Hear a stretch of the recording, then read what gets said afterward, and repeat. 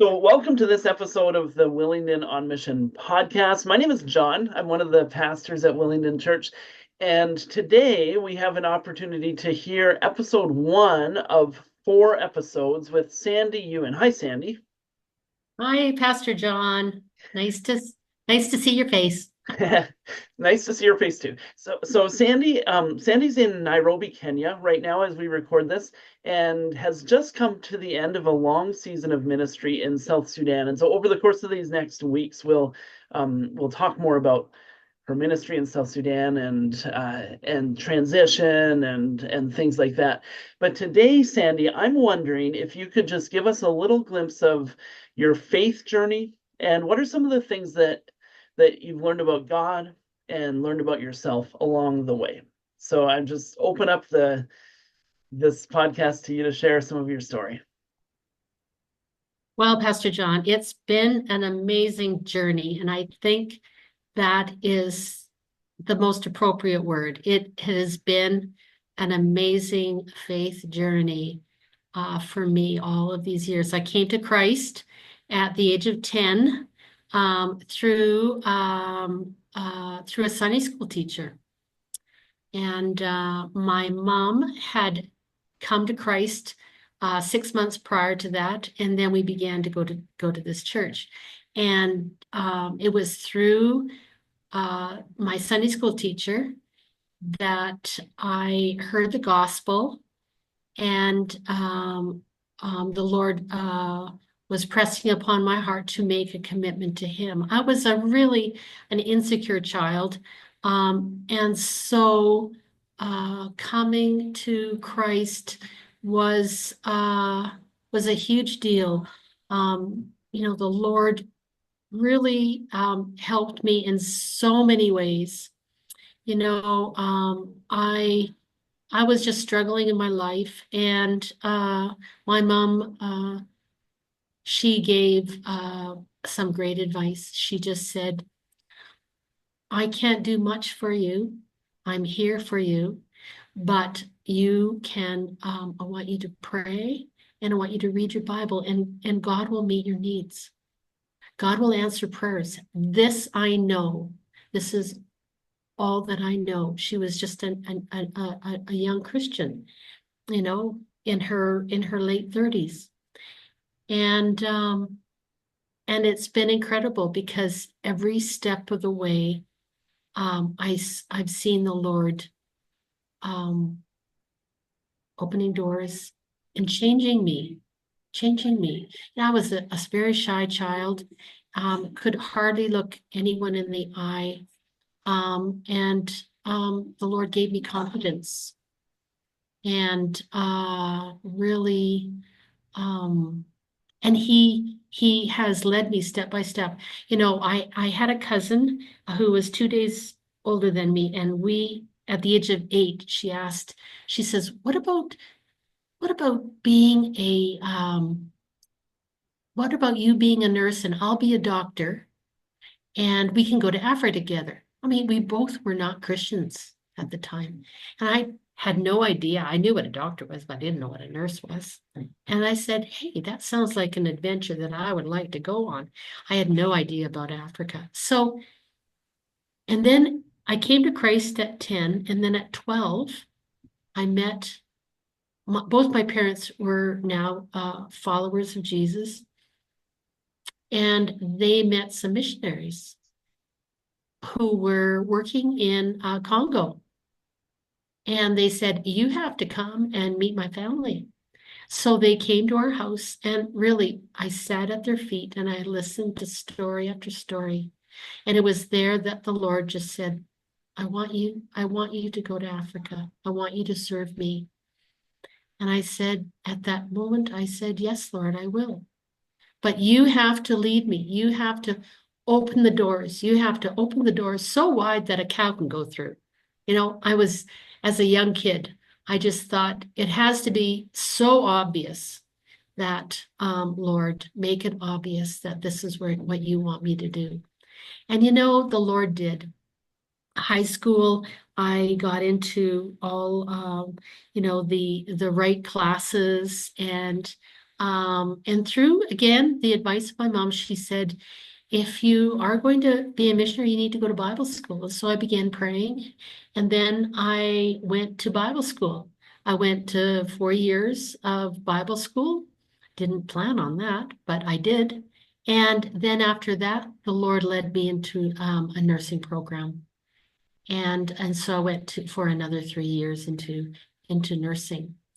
And all the while, the Lord led me to wonderful Christians. I did most of my Bible school and my nursing in Alberta.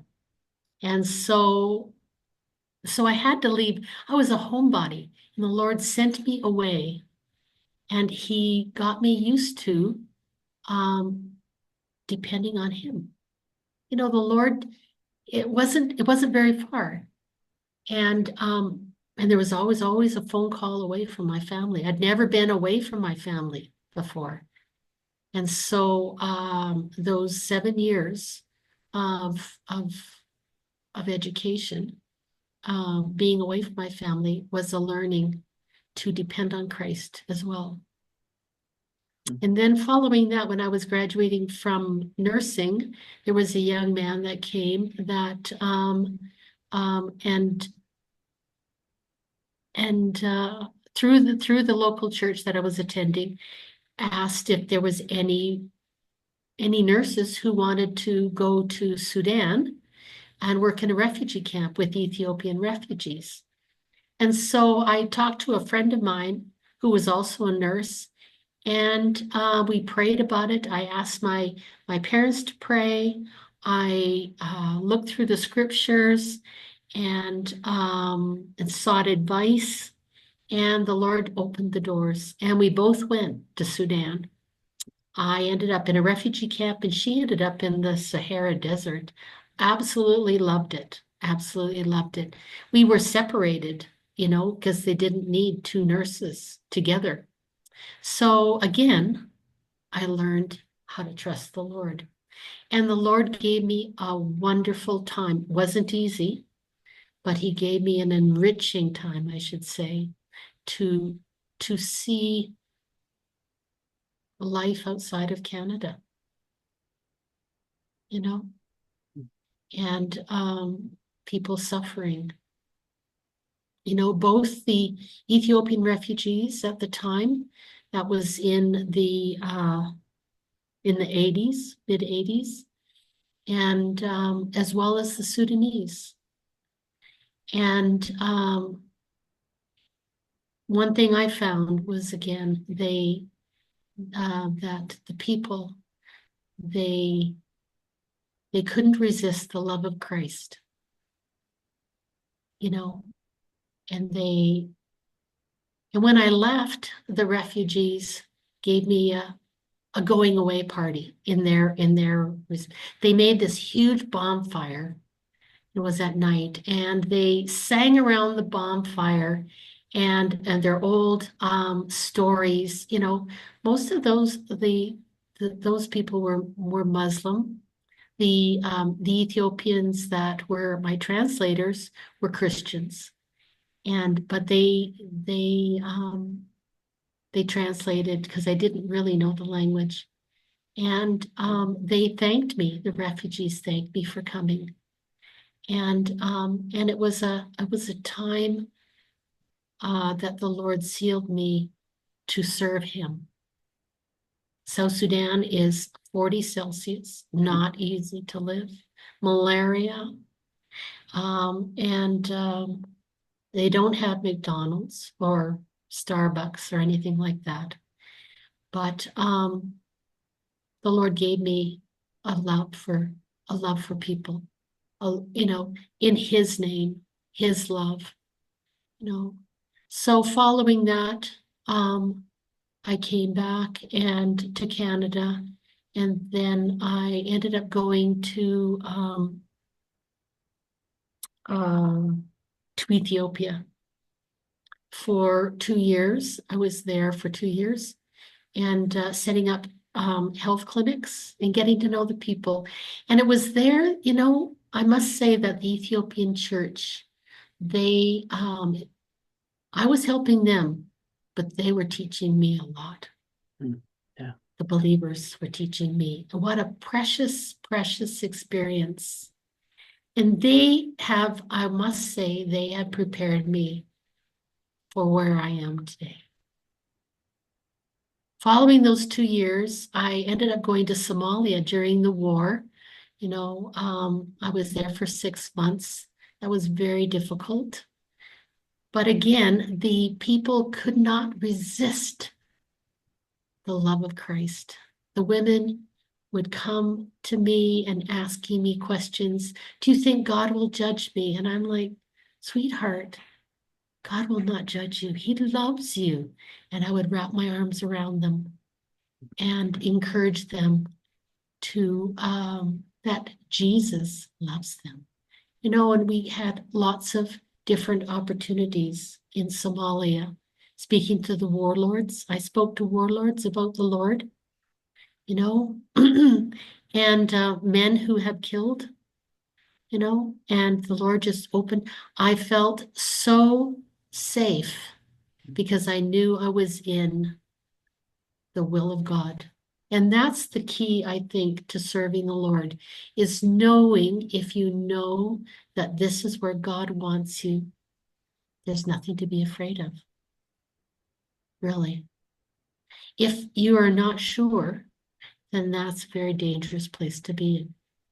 You can go to the beaches of Hawaii and be in the outside of God's will, but in the beaches or the war of Somalia, and have the peace of Christ and know that you are in the will of God, in the hand of God. And I knew I could go anywhere, and God gave me boldness to share himself and his word with the people that are around them.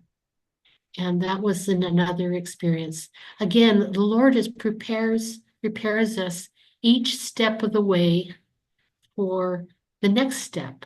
He teaches us, he matures us, and also ministers through us. We always think that we're doing a favor for God, but the Lord is allowing us to come into his garden, his work, to see what he is doing. And we are there holding his hand, and God is leading us step by step. And I've had the privilege of seeing God's hand moving in the lives of people. And it wasn't me. He was using me, but it wasn't me. It was the Lord, you know. So then, I after that I came home, and then I knew that I didn't have a degree in nursing. So then I had to go back. That was at the time when the RNs were going back. And so I finished, and then it didn't take very long, but I worked for a number of years at the Royal Columbian Hospital. Wonderful, wonderful working experience. Great, great staff. Again, preparing me. And in 2001, I got accepted with SIM. And in 2002, I went to Ethiopia, and I was there for 5 years.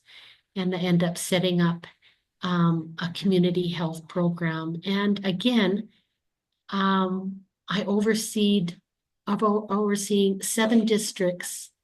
And what was wonderful about that experience was that I was able to, because I was in an area that was very, very strong, an Islamic area.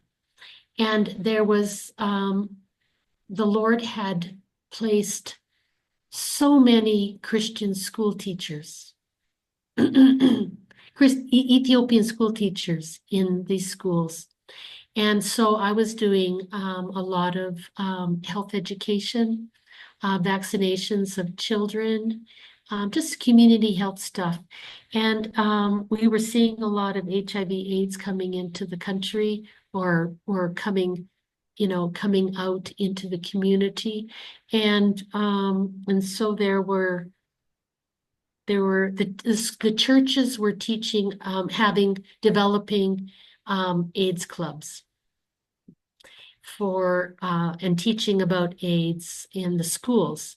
And so I went to these Muslim community leaders and villages, and I said, hey, the churches are, these Christians are having these clubs. Would you be interested in developing a club into your schools? And they thought that was great. I said, would you like me to be the liaison to the church to see if they would come to teach you? And they said, would you do that? That would be awesome. So then I went and talked to the church leaders, and I said, this is your opportunity. So I brought them together. Both of them were afraid of each other. It was so funny. It was so funny. So, but anyways, brought them together, and they all became instant friends because these